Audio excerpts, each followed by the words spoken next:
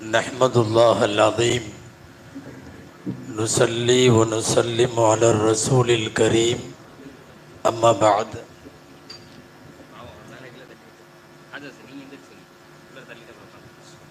فقد قال الله سبحانه وتعالى في كلامه القديم والفرقان الحميد أعوذ بالله من الشيطان الرجيم بسم الله الرحمن الرحيم ومن يشاقق الرسول من بعد ما تبين له الهدى ويتبع غير سبيل المؤمنين نوله ما تولى ونصله جهنم وساءت مصيرا صدق الله العظيم وقال رسول الله صلى الله عليه وسلم من يعش منكم بعدي فسيرى اختلافا كثيرا فعليكم بسنتي وسنة الخلفاء الراشدين المهديين تمسكوا بها وعضوا عليها بالنواجد صدق رسول الله صلى الله عليه وسلم. அளவற்ற அருளாளனும் நிகரற்ற அன்புடையோனுமாகிய எல்லாம் வல்ல அல்லாஹுவின் பெயரால் துவங்குகிறேன். அருமை நாயகம் முஹம்மதுர் ரசூலுல்லாஹ் ஸல்லல்லாஹு அலைஹி வஸல்லம் அவர்களின் மீதும் நற்பாக்கியங்கள் நிறைந்த அவர்களுடைய உம்மத்தின் மீதும் குறிப்பாக இந்த உயர்ந்த மஜ்லிஸிலே வீற்றிருக்கிற நம் அனைவர் மீதும் எல்லாம் வல்ல அல்லாஹுவின் நல்லருள் என்றென்றும் நிறைவாக உண்டாவதாக. ஆமீன். கண்ணியத்திற்குரிய விழா தலைவர் ஹஜ்ரத் கிப்லா தாமத் பரகாத்துஹும், இங்கே மேடையில் வீற்றிருக்கிற தமிழ் மாநில ஜமாஅத்துல் உலமா சபையினுடைய தலைவர், எங்களின் அன்பிற்கும் பாசத்திற்கும் உரிய PAK ஹஜ்ரத் கிப்லா தாமத் பரகாத்துஹும், திருச்சியில் பணிபுரிகிற சங்கைக்குரிய உலமா பெருமக்கள், மாவட்ட வட்டார ஜமாஅத்துல் உலமா சபையினுடைய மாநகர சபைகளுடைய நிர்வாக அங்கத்தினர்கள், இங்கே மரியாதைக்குரிய இந்த மஸ்ஜிதினுடைய நிர்வாகிகள், மொத்தத்தில் உலமாக்கள், உமராக்கள், பெரியோர்கள், சகோதரர்கள், உங்கள் அனைவருக்கும் என் ஆரம்பமான அஸ்ஸலாமு அலைக்கும் வரஹ்மத்துல்லாஹி வபரகாத்துஹு. விழாக்களுடைய கடைசியில் காலையிலிருந்து நடந்த நிகழ்ச்சியை பூரா ஒருத்தர் தொகுத்து சொல்லுவார். அவங்க இப்படி பேசுனாங்க, இவங்க இப்படி பேசுனாங்க, இவங்க இப்படி பேசுனாங்கன்னு. அந்த தொகுப்புரை மாதிரி இப்போ கடைசியில் நான் வந்து இருக்கேன். அநேகமாக அஹ்லு சுன்னத் வல் ஜமாஅத்தினுடைய பல்வேறு கொள்கை கோட்பாடுகளை குறித்து இங்கே காலையிலிருந்து நிறைய வகுப்புகள் நடைபெற்றிருக்கிறது என்று சொல்லலாம். இங்கே எனக்கு நவீன குழப்பவாதிகள் அப்படிங்கிற மாதிரி தலைப்பு. இன்னைக்கு இருக்கிற எல்லா குழப்பவாதிகளுமே நவீன குழப்பவாதிகள் தான். இந்த பழைய குழப்பவாதிகள் கொஞ்சம் பேர் இருந்தான், உலமாக்களுக்கு தெரியும். அவனுக்கு முஅத்தசிலா, கவாரிஜ், முர்ஜியா, கர்ராமியா, ஜஹ்மியா, கத்ரியா அப்படிலாம் பேர். அவனெல்லாம் போயிட்டான். இப்போ அவனுங்களே வேற பேரில் வந்துட்டு இருக்கிறான். பேர் மட்டும் வேற. அவனுடைய கொள்கை கோட்பாடுகளிலே நிறைய பேர் சுற்றுகிறார்கள். ஒரு சில உங்களின் கவனத்துக்கு இந்த நேரத்தில் தர வேண்டிய சில செய்திகளை மாத்திரம் நான் உங்களுக்கு முன்னாலே ஒரு குறைந்த நேரத்தில் கொண்டு வர முயற்சிக்கிறேன். அல்லாஹ் அருள் புரிவானாக. பொதுவாக விரோதிகள் வெளியில் இருந்தால் பிரச்சனையே இல்லை. நமக்கு தமிழ்நாட்டில் அல்லது இந்திய அளவில் அல்லது அகில உலக அளவில் யார் யார் எதிரிகள் என்பது நமக்கு தெரியும்.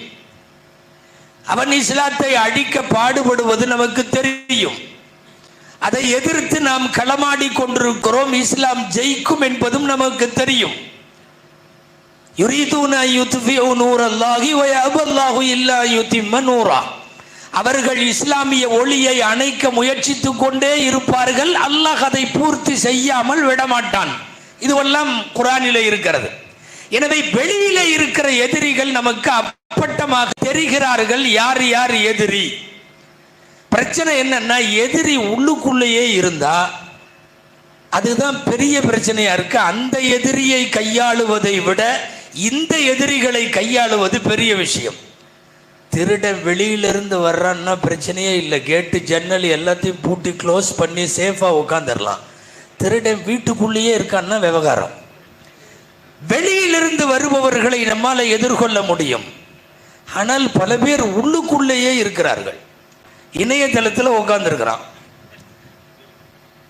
ஃபேஸ்புக்கில், இன்ஸ்டாவில், வாட்ஸ்அப்பில், இதில் எல்லாம் நிறைய பேர் அங்கங்கே கமிட்டியாக உட்காந்துருக்கானோ, விவாதங்கள் செய்கிறானுங்க. வேலை என்ன தெரியுமா?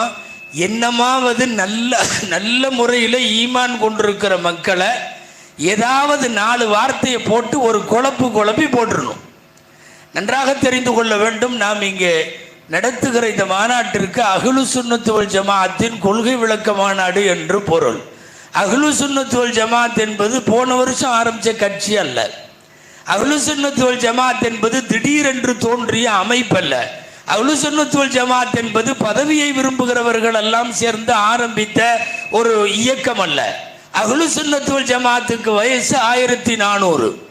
எம்பெருமானார் ஸல்லல்லாஹு அலைஹி வஸல்லம் மான அலைஹி வா ஸஹாபி, நானும் எனது சஹாபாக்களும் போன பாதை என்று எந்த பாதையை சொன்னார்களோ அந்த பாதை தான் அஹ்லு சுன்னா.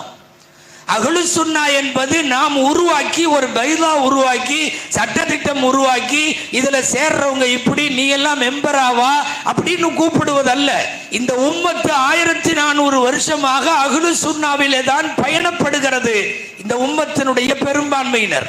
நான் ஆரம்பத்தில் படித்த ஹதீஸில் எம்பெருமானார் ஸல்லல்லாஹு அலைஹி வஸல்லம் சொல்லுகிறார்கள், எனக்கு பின்னாலே யார் வாழுகிறார்களோ அவர்கள் அதிகமான கருத்து வேறுபாடுகளை காண்பார்கள். அப்ப என்ன செய்யணும்? ரசூலுல்லாஹ் அதையும் சொல்றாங்க, எனது வழிமுறையை பின்பற்றுங்கள், குலஃபாயே ராஷிதீன்கள் என்கிற நேர்வழி பெற்ற கலீஃபாக்களை பின்பற்றுங்கள். மட்டும் சொல்லல, கெட்டியா பிடிச்சுக்குங்க. அதை மட்டும் சொல்லல, கடவா பல்ல வச்சு கடிச்சுக்குங்க ஸ்ட்ராங்கா. ஏன்னா இழுத்து விடுறதுக்கு நிறைய பேர் வருவான். ஸ்ட்ராங்கா பிடிச்சுக்குங்க. அப்போ சஹாபாக்களும் நாயகமும் நடந்த பாதைக்கு அஹ்லு சுன்னா என்று பெயர். அஹ்லு சுன்னா என்பது இன்றைக்கு இருக்கிற பல்வேறு இயக்கங்களை போல திடீரென்று ஆரம்பித்தது அல்ல. முகமது பின் அப்துல் வஹாப் கொண்டு வந்தது அல்ல. அபுல் ஆலா மௌதூதி கொண்டு வந்தது அல்ல. மிர்சா குலாம் அஹ்மது காதியானி கொண்டு வந்தது அல்ல. இவர்களெல்லாம் இடைச்சருகல்கள். நிரந்தரமாக அஹ்லு சுன்னாவில் 14 நூற்றாண்டுகள் ஏறத்தாழ இந்த உம்மத்து பயணப்பட்டிருப்பதை பார்க்கிறோம். நான் சொல்ல வந்தது, நவீன குழப்பவாதிகள் பெரும்பாலும் இன்னைக்கு ஆன்லைன் மூலமாக தான் வர்றான். ஆன்லைனில் எழுதுறது இப்போல்லாம் என்ன ஆயிடுச்சுன்னா, இந்த பொதுவாக இருக்கிற கட்டண கழிப்பிடத்தினுடைய சுவரில் எழுதுகிற மாதிரி ஆயிடுச்சு. எவனுக்கெல்லாம் நல்ல முறையில் எழுத முடியாதோ, எழுத தெரியாதோ, எழுதி வரக்கூடிய விவாதத்தையும் கருத்தையும் எதிர்கொள்ள முடியாதோ அவனெல்லாம் என்ன பண்ணுவான் தெரியுமா? அவனா உட்காந்து எழுதிக்குவான் வீட்டில். அந்த மாதிரி கழிவறை சுவர்களில் கண்டதையும் எழுதி வைக்கிற ஒரு சுவர் மாதிரி ஆயிடுச்சு இன்னைக்கு வாட்ஸ்அப்பு, இன்னைக்கு ஃபேஸ்புக்கு, இன்னைக்கு இருக்கிற சமூக வலைத்தளங்கள் எல்லாமே. ஆன்லைன் வந்ததற்கு பிறகு இந்த குழப்பங்கள் ரொம்ப அதிகம். ராத்திரி 12 மணிக்கு என்னமாவது ஒன்றை போட்டுட்டு இது கூடுமான்ட்டு அவன் படுத்துருவான். ஃபஜ்ர் வரையும் இங்கே ஒரு குரூப்பு கூடுமா கூடாதான்னு விவாதத்துக்கு வந்து ஃபஜ்ருக்கு காமத் சொல்கிறப்ப தான் இந்த விவாதமே தேவையில்லைன்ற மட்டும் வருவான். ஆன்லைன் வந்ததற்கு பிறகு இந்த விஷயங்கள் ரொம்ப பெருசாயிருக்கு. சரி, நம்ம ஆளுக தான் ஏதாவது மார்க்க விஷயம் சட்ட விஷயங்கிறப்போ உலமாக்கள்கிட்ட போய் கேட்கணுமா இல்லையா? நீங்கள் கட்டடம் கட்டணும், இணையதளத்தில் ஆன்லைனில் அசர்த்து சொன்ன மாதிரி கூகுளில் அடித்து யாரும் கட்டடம் கட்டுறதில்லை. நேராக இன்ஜினியரை கூப்பிட்டு மேஸ்திரியை கூப்பிட்டு ரேட்டு பேசி இவ்வளோ ஸ்கொயர் ஃபீட்டுன்னு ஒப்படைக்கிறீங்களா இல்லையா? காய்ச்சல் வந்துருச்சு அல்லது வேறு ஏதாவது ஒரு பெரிய வியாதி வந்துருச்சு, கூகுள்கிட்ட கேட்டு நீங்களாம் மருத்துவம் பார்க்கறது இல்லை, டக்குன்னு டாக்டர்கிட்ட போயிடுறீங்களா இல்லையா? மருத்துவம் என்றால் டாக்டரிடம் போகிறான், கட்டிடம் கட்ட வேண்டும் இன்ஜினியரிடம் போகிறான், ஏதாவது கேஸ் வழக்கு சமாச்சாரம் வாதம் பிரதிவாதம்னா வக்கீல்கிட்ட போயிடுறான், மார்க்க விஷயம்னா கூகுள்கிட்ட போயிடுறான். பிரச்சனை அதுதான்.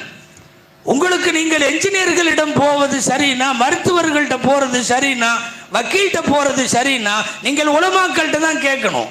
இவங்களா போய் நேரடியாக இது கூடுமான்னு அடிக்க வேண்டியது. அங்கே நிறைய குப்பை வந்து ஒழுகும், குப்பையாக கொட்டும். அந்த குப்பையில் இருந்து இவன் எதையாவது எடுத்துட்டு இவன் தானா ஒரு முஃப்தி ஆகி ஆலிமாயி அவன் எக்கச்சக்க பத்துவாவெல்லாம் கொடுத்து அங்கே இருக்கிறத இவன் 10 பேர்த்துக்கு ஷேர் பண்ணி விடுவான்.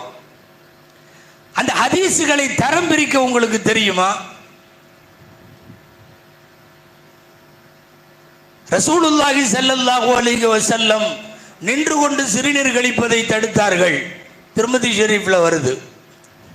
இவன் பாட்டில் இவனுக்கு அந்த ஹதீஸ் மட்டும்தான் கண்ணில் பட்டிருக்கும், இவன் தட்டிடுவான். கொஞ்சம் தள்ளி பார்த்தா நபி ஸல்லல்லாஹு அலைஹி வஸல்லம் அவர்கள் ஒரு தடவை நின்று கொண்டு சிறுநீர் கழிப்பதை நான் பார்த்தேன். புகாரில தான் ரெண்டுமே இருக்கு. இவன் ரெண்டையும் படித்தான்னா நிற்கிறதா உட்கார்றதான்னே தெரியாது. ரெண்டுக்கு இடையில ஏதாவது தான் பண்ணணும். மேலோட்டமாக ஹதீஸுகளை பார்த்து விட்டு ஷேர் பண்ணி விட்டுறான். இதெல்லாம் இன்றைக்கு இருக்கிற ஆன்லைன் குழப்பவாதிகள் என்கிற நவீன குழப்பவாதிகளால். நீங்க சிஹாசித்தா புகாரி முஸ்லிம்லயே இருக்குது, பக்ரீத்தினுடைய இறைச்சியை காய வச்சு உப்பு கண்டமா சாப்பிட வேண்டாம், நபி ஸல்லல்லாஹு அலைஹி வஸல்லம் தடுத்தாங்கன்னு இருக்கு ஒரு ஹதீஸ். அதுக்கப்புறம் கொஞ்சம் தள்ளி போனீங்கன்னா அது முதல்ல இருந்துச்சு, இடையில நீ வெளியூருக்கு போயிருந்த அப்போ ரசூலுல்லாஹ் அதையெல்லாம் இது பண்ணிட்டாங்க, இப்போ சாப்பிடலான்னு அந்த பக்கம் இருக்குது. இவன் கண்ணுக்கு ரெண்டும் பட்டுட்டா பரவாயில்ல, இவன் முதல் ஹதீஸை மட்டும்தான் பார்ப்பான். ஏய் உப்பு கண்ணு திங்க கூடாதான், பக்ரீத் நேரத்தில் அடிச்சு விட்டான்னா அது ரொம்ப வேலை செய்யுது, நிறைய எல்லாம் ஸ்டாக் பண்ணி வச்சிருக்கிறோம்.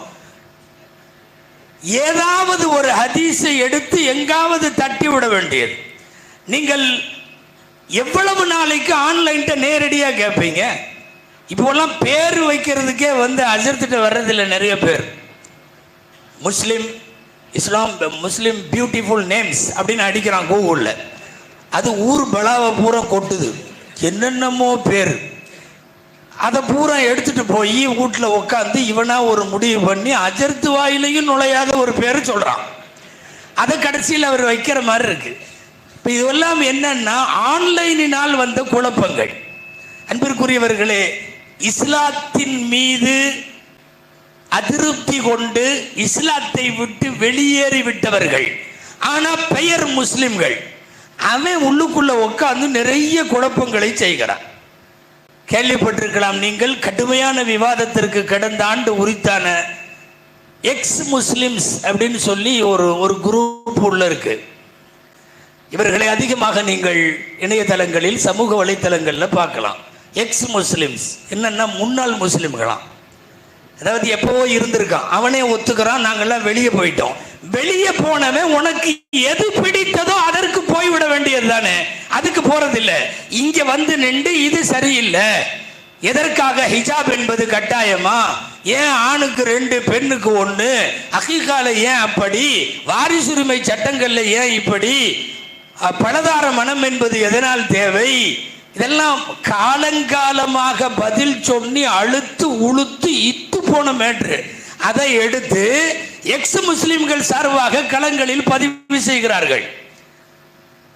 ஒரு ஆண் மட்டும் 4 பெண்ணு கல்யாணம் பண்றப்போ ஒரு பெண்ணு 4 ஆணு ஏன் கல்யாணம் பண்ணக்கூடாது, புது சிந்தனையை உருவாக்கி விடுறானு உள்ள.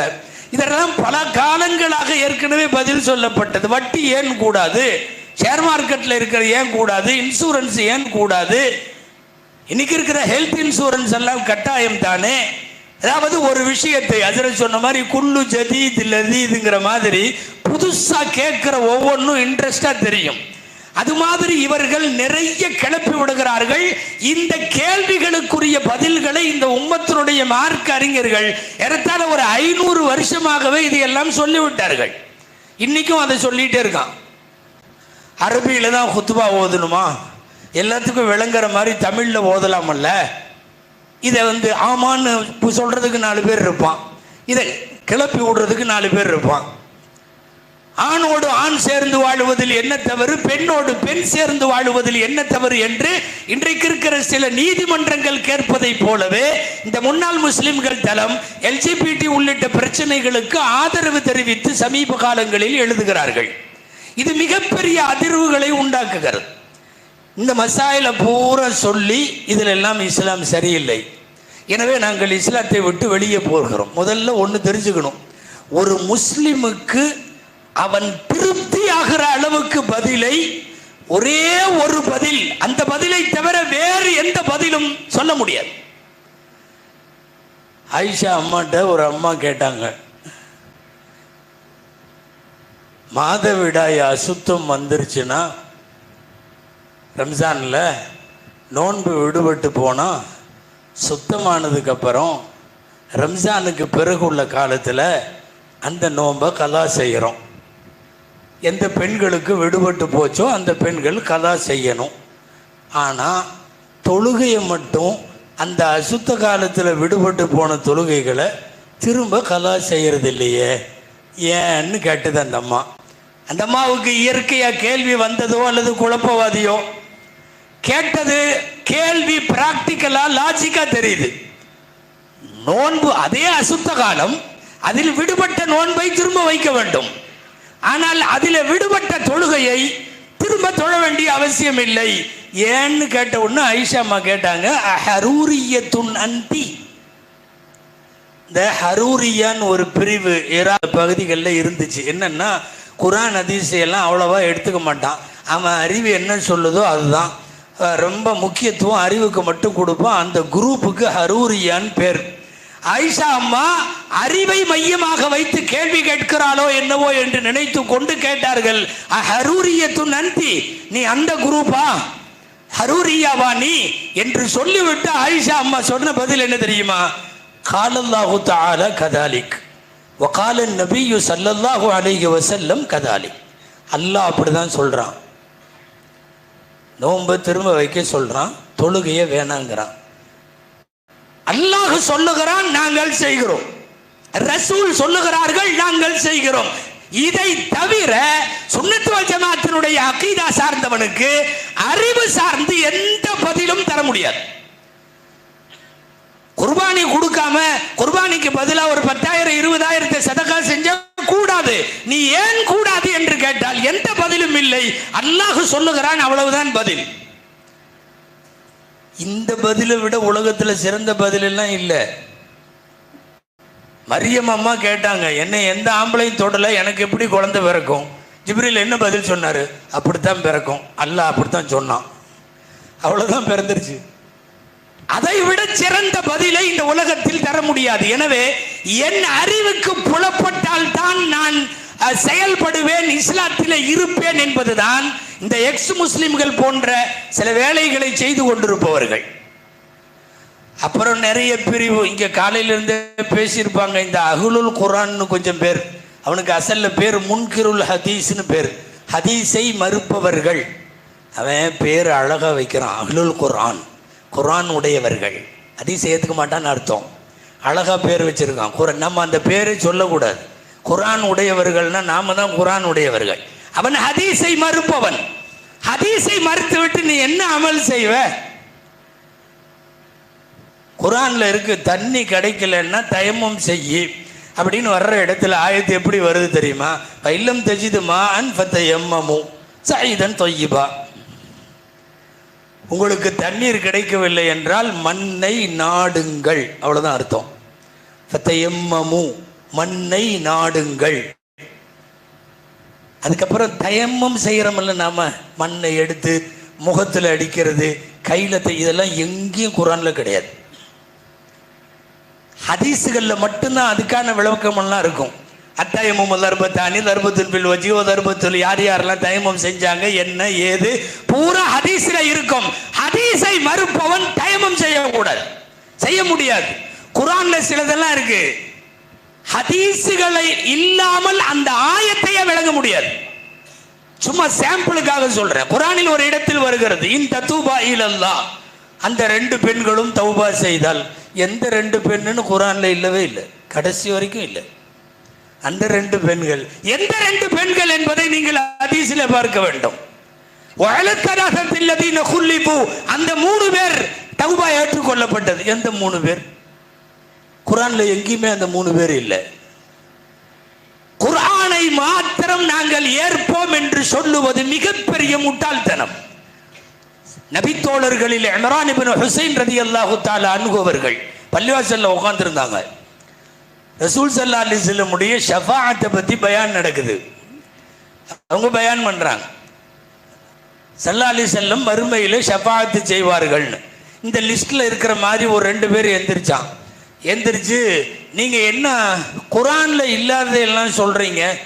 குர்ஆன்ல அல்லாஹ் சொல்றான், ஃபமா தன்ஃபஉஹும் ஷஃபாஅத்து ஷாஃபிஈன், எந்த சிபாரிசுக்காரர்களின் சிபாரிசும் மறுமையிலே பலனளிக்காதுன்னு அல்லாஹ் சொல்றான். நீங்க என்னமோ ரசூலுல்லாஹ் சிபாரிசு செய்வாங்கன்னு சொல்லிட்டு இருக்கிறீங்க. மின்னைன வஜத்தும் ஹாதிகி ஷஃபாஅ, இந்த ஷஃபாஅத்தை நீங்க எங்கிருந்து எடுத்தீங்க அப்படின்னு கேட்டாங்க. இம்ரான் இப்னு ஹுசைன் ரலியல்லாஹு அன்ஹு அவர்கள் அந்த 2 பேர்த்தையும் கொஞ்சம் பக்கத்தில் கூப்பிட்டு சொன்னாங்க, மக்ரிபுக்கு 3 ரக்காயத்துன்னு குர்ஆன்ல எங்கே இருக்குன்னு நீ காட்டுவியா?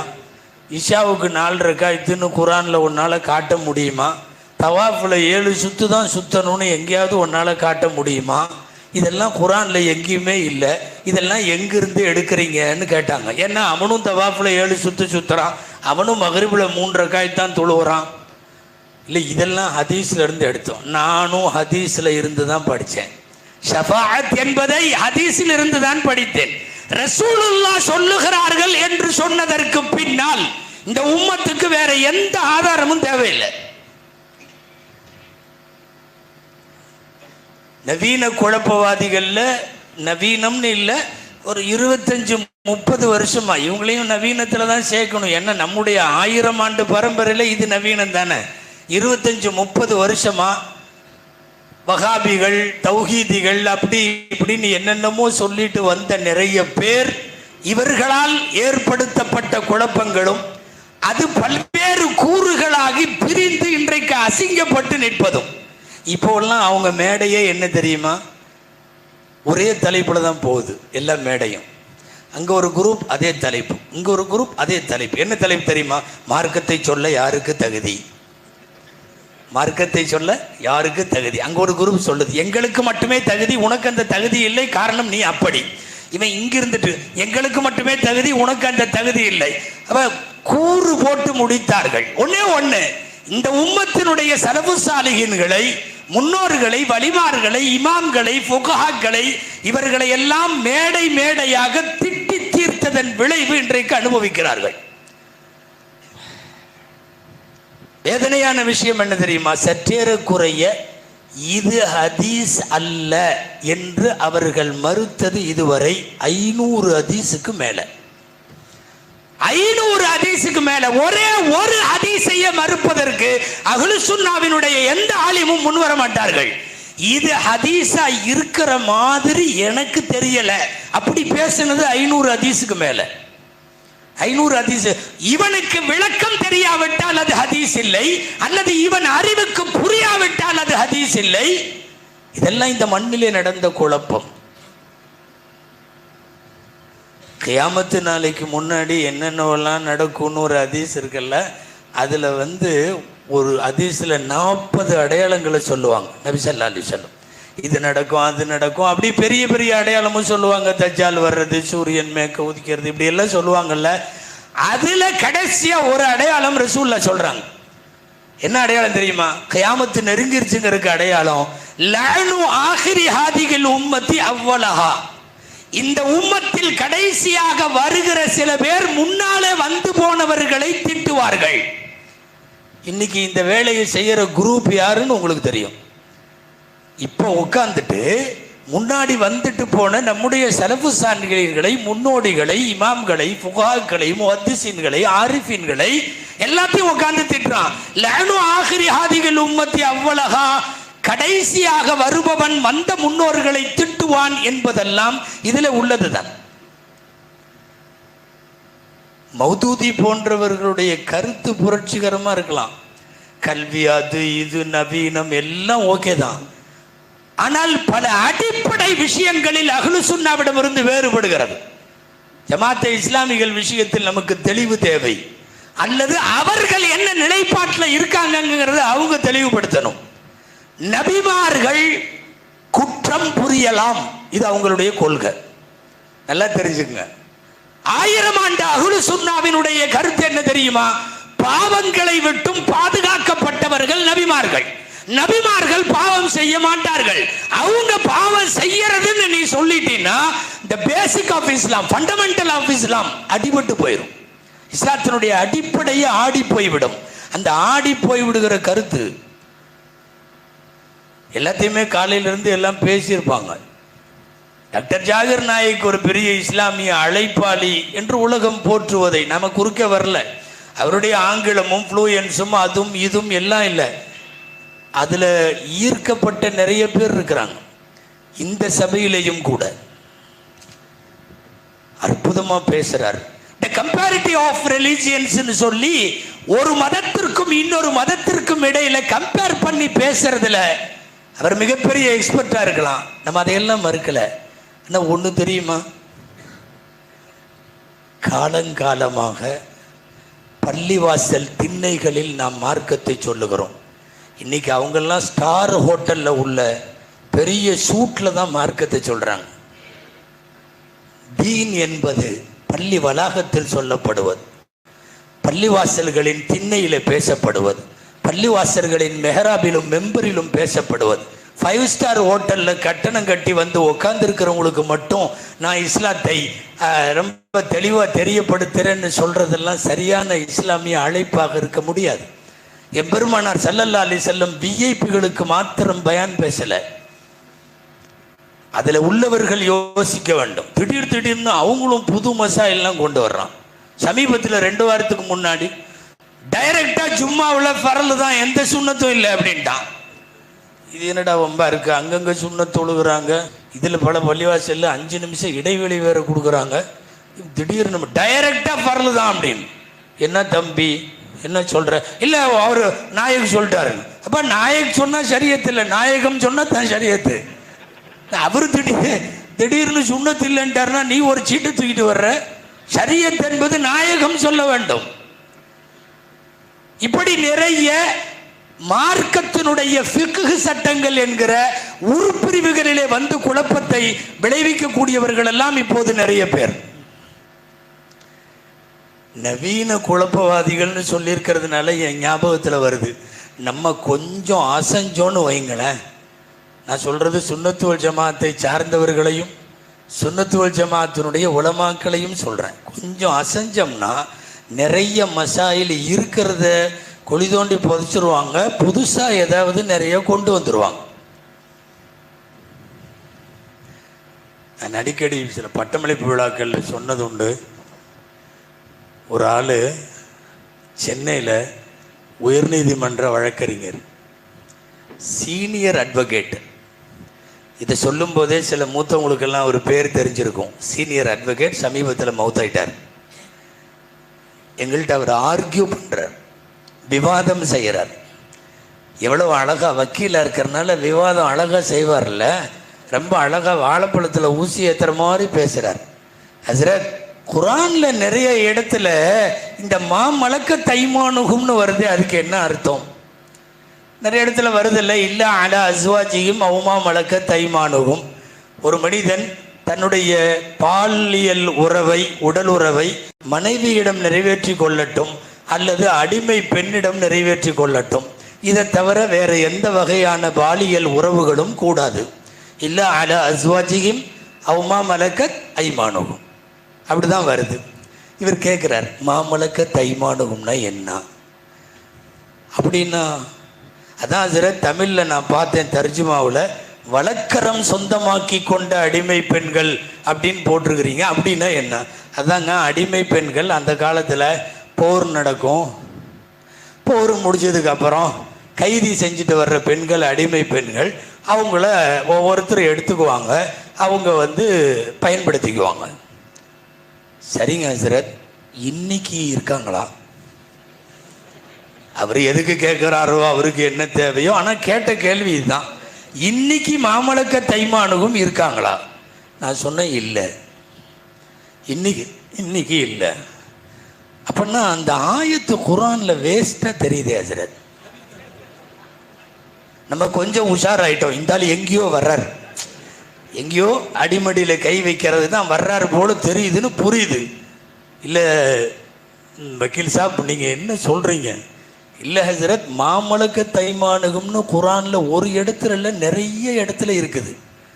ஆனால் அதுக்கு இன்னைக்கு அமலில் வடிவமே இல்லைங்கிறீங்க. கேட்டால் ஒரு காலத்தில் இருந்துச்சுங்கிறீங்க. அது குர்ஆனில் எதுக்கு இருக்குது அப்படின்னு யோசனை வருது. சரிங்க, இன்னும் எப்பவாவது ஒரு காலம் வந்து முஸ்லிம்களுக்கும் அரபிகளுக்கும் போர் நடந்து போரிலே கைப்பற்றப்பட்டு மீண்டும் அடிமை பெண்களின் சூழல் என்பது பிற்காலத்தில் உருவானால், இல்லை அது உருவாகிறது வேற ஹஜ்ரத், இப்போ இல்லை. அப்போ இன்னைக்கு நடைமுறையில் இல்லாத ஒன்றை திருக்குர்ஆன் கையில் வைத்திருக்கிறதுன்னு சொல்றது நமக்கெல்லாம் அவமானமாக இருக்கல்ல. அது நம்மால் மாதிரியே பேசுறதும் அது அவமானமாக இருக்குதல்ல. சரி, என்ன சொல்கிறீங்க? இல்லை, குர்ஆனுக்கும் அர்த்தம் இன்னைக்கு அமல் இருக்கிற மாதிரி பண்ணுறதுக்கு ஒரு வழி தெரியுது. நீங்கள்லாம் உட்காந்து உலமாக்கள் யோசனை பண்ணி சொல்லுங்களேன்னார். என்னன்னா, மனைவிகளும் உறவு வைத்து கொள்ளலாம், அவுமா மலக்க தைமானுகும் அடிமை பெண்களிடம்ங்கிற இடத்துல வீட்டில் வேலை செய்யும் பெண்கள்னு வச்சுட்டா என்ன?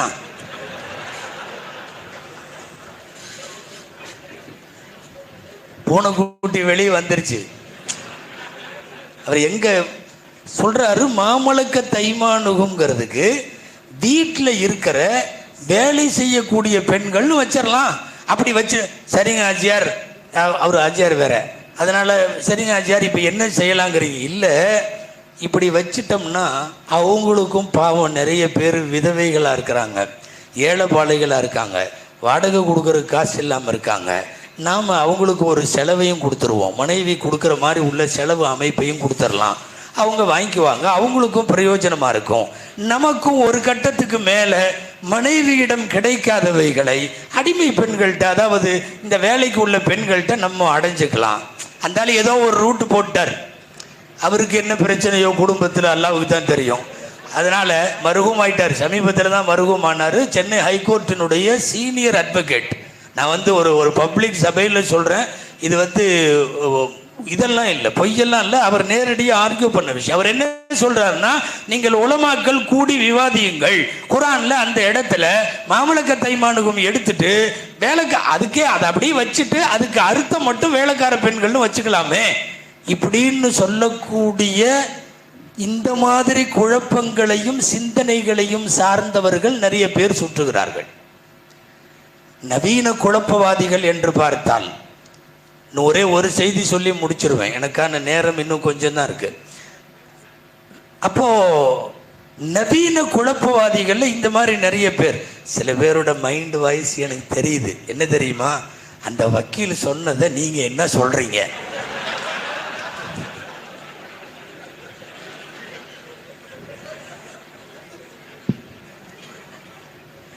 ஒரு அரபிக் கல்லூரியினுடைய பட்டமளிப்பு விழாவில் உலமாக்களே ரொம்ப கவனமாக இருங்கன்னு சொல்லி இந்த விஷயத்தை பேசினதுக்கு அப்புறம் சாப்பிட்ற இடத்துக்கு கார் எடுத்துட்டு 4 பேர் வந்தாங்க.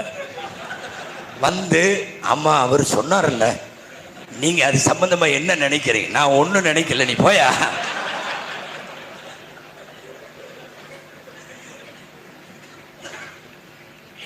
அன்பிற்குரியவர்களே, நவீன குழப்பங்கள்ல நிறைய உண்டு. நான் இன்னொரு செய்தியும் இங்கே சொல்ல வேண்டும். அதாவது சுன்னத்துவல் ஜமாத் என்றாலும் கூட சுன்னத்துவல் ஜமாத்தின் எந்த வரம்பு மீறலையும் நாம் ஏற்க முடியாது.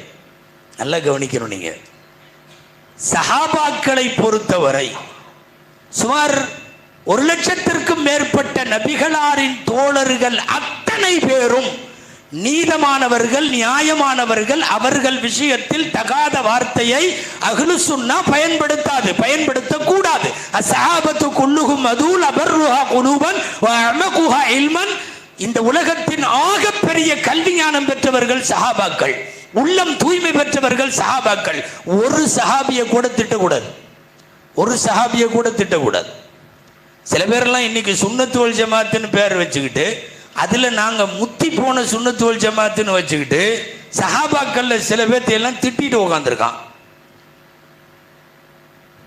ஹதரத் முஆவியா ரலியல்லாஹு தஆலா அன்ஹு ஆகச் சிறந்த சஹாபி, வஹியை எழுதிய சஹாபி. முஆவியா ரலியல்லாஹு அன்ஹுடைய சிறப்புகள் சொல்லி மாளாது. நேர்வழி பெற்ற கலீஃபாக்கள்ல ஒருவர். ஷாம் தேசத்தை கிட்டத்தட்ட 20 வருஷம் அவர் கவர்னர். முஆவியா ரலியல்லாஹு அன்ஹு. முஆவியா ரலியல்லாஹு அன்ஹு எதுக்கு சொல்றேன்னு கொஞ்சம் கவனிங்க. உங்களுக்கு தெரிஞ்சிருக்கலாம், சஹாபாக்களுடைய வரலாறுகளை யூடியூப்ல பேசிட்டு வந்தோம். நான் பேசிட்டு வந்தேன் இஸ்லாத்தின் வேர்களும் விழுதுகளும்னு. அதில் முஆவியா ரலியல்லாஹு அன்ஹுவை பற்றி 2 நாள் பேசுகிறேன். 3/4 மணி நேரம் 1.5 மணி நேரம் அவங்களுடைய இன்றைக்கும் போய் எடுத்து பாருங்கள். யூடியூப்பில் கீழே ஒருத்தன் கமெண்ட் எழுதுகிறான், முஸ்லீம் தான், தீவிர சுன்னத்து வல் ஜமாத்தை சார்ந்தவன். என்ன எழுதியிருக்கான் தெரியுமா? ஒரு முனாஃபிக்கு வக்காலத்து வாங்கும் நீ எல்லாம் ஒரு ஆலிமா. அல்லாஹு அக்பர். யாரை பற்றி தெரியுமா? சஹாபிகளை.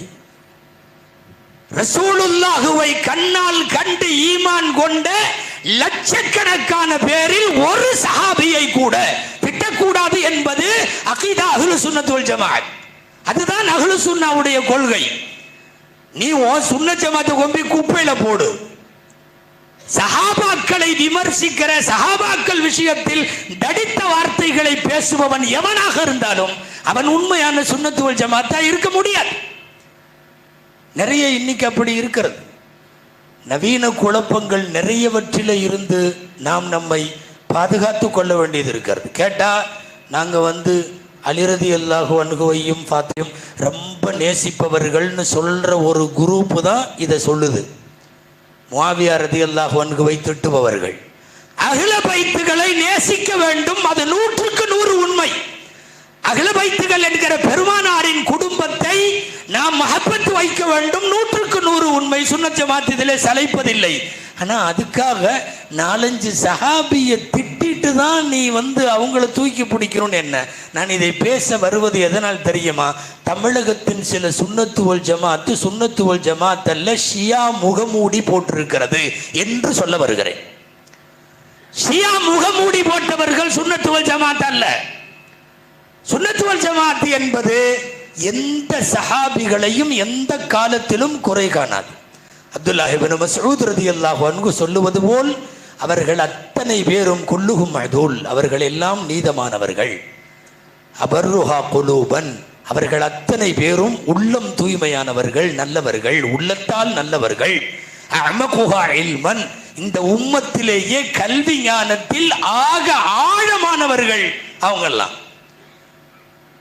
குழப்பங்களுக்கு சுன்னத்து வல் ஜமாத் என்ற பெயரிலேயே நடைபெறுகிற பல்வேறு குழப்பங்களுக்கெல்லாம் ஒரு தெளிவு நம்மிடத்தில் வேண்டும். பொதுவாக யார் வந்தாலும் முதல்ல உங்கள் பகுதிகளில் இருக்கக்கூடிய மூத்த உலமாக்களை, உலமா சபையை தயவு செய்து அணுகி, எங்கள் பகுதியில் இப்படி ஒரு பிரச்சாரம் நடக்குது, இப்படியெல்லாம் சொல்கிறாங்க, இப்படியெல்லாம் கூப்பிடுறாங்க, நாங்கள் இப்படியெல்லாம் போகலாமா அப்படின்னு எல்லாம் கேட்டுக்கலாமே. தெளிவாக பெயர்களெல்லாம் சொல்லி பேச கூச்சமாக இருக்கிறது. திடீர்னு வேனில் ஏறி 70-80 பொம்பளைங்க ஒன்றா போகிறாங்க. என்னடன்னா எங்கேயோ நாங்கள் ஒரு மஜ்லிஸுக்கு போகிறோம், அங்கே பயானு திக்ரெல்லாம் நடக்கும். யாருக்கும் மகரமான துணை கிடையாது.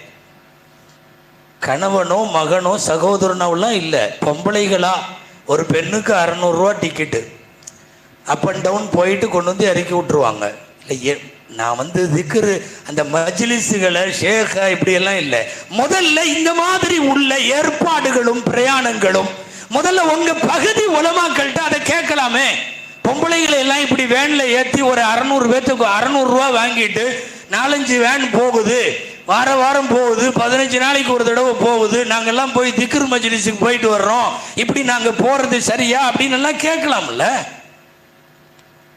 சுன்னத்து வல் ஜமாத் என்று இருந்தாலும் கூட நவீன குழப்பவாதிகளை நாம் அடையாளம் காண வேண்டும். என்ன நம்ம பேர்ல சுன்னத் ஜமாத் பேர்லயே நிறைய பேர்லாம் இருக்கும். ஒரு ஆளு திடீர்னு அவருக்கு என்ன ஆசை வந்துச்சுன்னு தெரியல, என் மேல பாத்திமா நாயகி வந்துட்டாங்கன்ட்டார், உட்காந்துட்டார் உள்ள.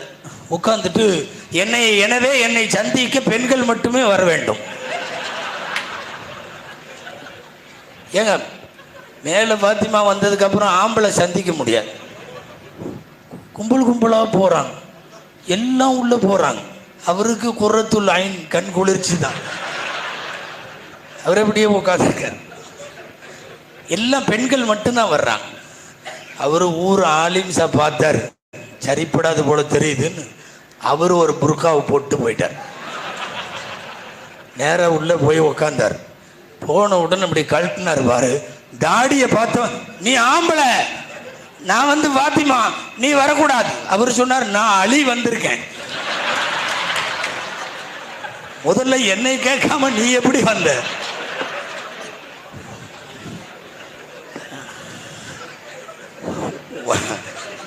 நான் சொல்றது, உன் மேல ஃபாத்திமா வர்றது சரின்னா என் மேல அலி வர்றதும் சரிதான். அப்ப அதனால நான் நீ என்னை கேட்காம எப்படி விட்டு வந்த, வா போலாம். அன்பிற்குரியவர்களே, என்ன சொல்றது, சுன்னத்து வல் ஜமாத் என்கிற பெயரில் நடந்தாலும் நாம் இதுவரை ஒரு 1000 வருஷ காலம் எந்த பாதையில், எந்த ராஜபாட்டையில், எந்த சிராத்தை முஸ்தகீமில் நாம் வந்து கொண்டிருக்கிறோமோ அதில் ஏதாவது சின்னதாக ஒரு மாற்றம் தெரியுதுன்னா தயவு செய்து உங்கள் பகுதி உலமாக்கள்கிட்ட முதல்ல ஒரு தெளிவு பெற்று கொள்ளுங்கள். இப்படி ஒன்று நடக்குது, இது சரியா, நாங்கள் இதை செய்யலாமா, எங்கள் பள்ளியில் செய்யட்டுமா, எங்கள் வீட்டில் செய்யட்டுமா, ஒரு மண்டபத்தில் இப்படி செய்கிறாங்க, இது கூடுமா, அவர்கள்ட்ட ஃபத்வா வாங்கிட்டு செய்யலாமே. திடீரென்று யார் கூப்பிட்டாலும் இழுவைக்கு போகிற ஒரு சூழ்நிலையில நாம் இருக்கக்கூடாது அல்லவா? கரெக்டா எனக்கு தரப்பட்ட நேரம் முடிவடைந்து விட்டது. துவா செய்வோம். அல்லாஹு ஜல்ல ஷானுஹு தஆலா இந்த நிகழ்காலத்தில் மட்டுமல்ல, எதிர்காலத்திலும் இனி வரக்கூடிய பல்வேறு குழப்பங்களில் இருந்து அல்லாஹ் பாரம்பரியமாக சுன்னத்து வல் ஜமாஅத்தினுடைய மக்கள் என்று இருக்கக்கூடிய நம்மையெல்லாம் தவறான வழிகேடான கொள்கைகளில் இருந்து அளவு பாதுகாப்பானாக. நம்முடைய செலவு சாலிகின்களாகிய அம்பியாக்கள், அவுலியாக்கள், சஹாபாக்கள், ஃபுகஹாக்கள், முஹத்திஸீன்கள், முஃபஸ்ஸிரீன்கள், ஆரிஃபீன்கள் இவர்களெல்லாம் எந்த வழியில் நடந்தார்களோ அந்த வழியில் தொடர்ந்து நடைபயில எல்லாம் வல்ல அல்லாஹ் நம் அனைவருக்கும் தௌஃபீக் செய்வானாக.